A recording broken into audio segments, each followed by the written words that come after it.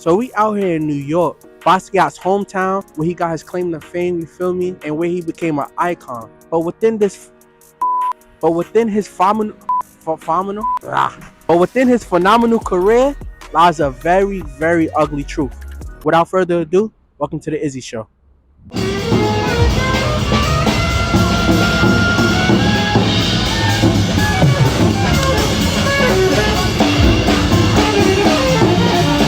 Basquiat is one of the most significant artists of all time, who created off of his perspective on his personal life, pop culture, and politics. Raised in a middle-class home, the Brooklyn native found himself homeless and eager for fame and acceptance. Due to his parents' divorce, which led his mom becoming a psych ward resident and temporarily living with his abusive dad.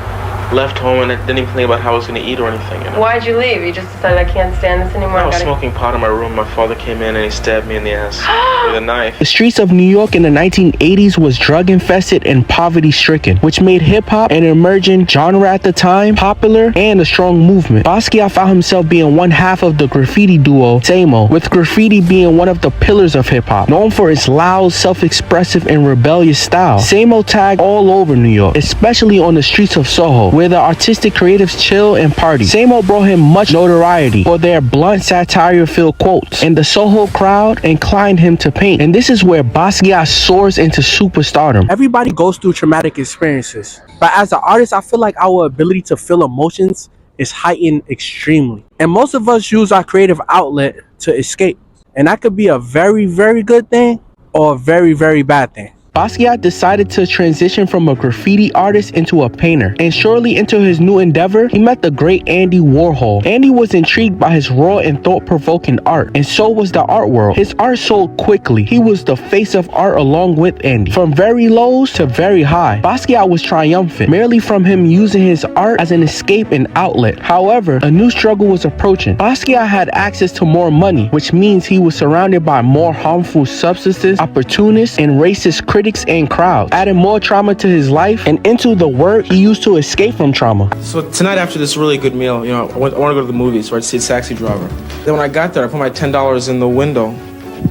The lady disappeared for a minute and came back, gave me back my $10 and said, "No music, man, this is serious." So I was like denied entrance to a movie theater, and why? At the height of Basquiat's impactful career, the art industry and media weaponized his race, art style, mental health, and overall identity, turning the outlet he used to escape trauma into a place he needed to escape from, with Andy Warhol being one of the few that truly embraced him for who he was and became. Together, they made refreshing art, combining worlds that are almost complete opposite, with their peculiar style being the middle ground. The media didn't see it that way though. They turned this iconic collab into a chance to discredit both Andy and Basquiat, which led Basquiat to remove himself from one of his dearest friends.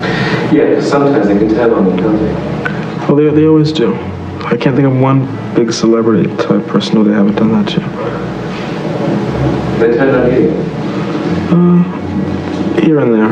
Andy died unexpectedly, and his death took a toll on Basquiat. And shortly after, Basquiat's substance abuse became his demise. Even though his career was short-lived, his impact still lives through creators like me.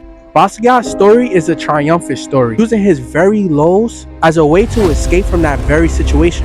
But the thing that bothers me the most is that he would still be alive if it wasn't for the fame, media, critics, and all the things us creators have to deal with.